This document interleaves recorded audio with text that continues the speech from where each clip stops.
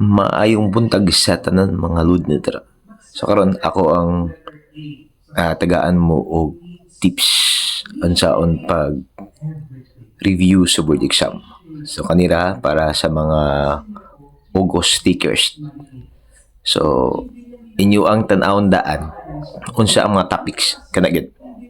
Okay, wala man ta kabalo sa atong direction first if ever wala pud ta kabalo unsa ang mga topic. So dili ta maka-plot for the schedule sa ato ang i-discuss or i-review or tun-an na mga topic if ever wala po nato naibaw-an unsa ang cover sa mga topics. So kana ang pinakauna gid ninyo buhaton, di ba?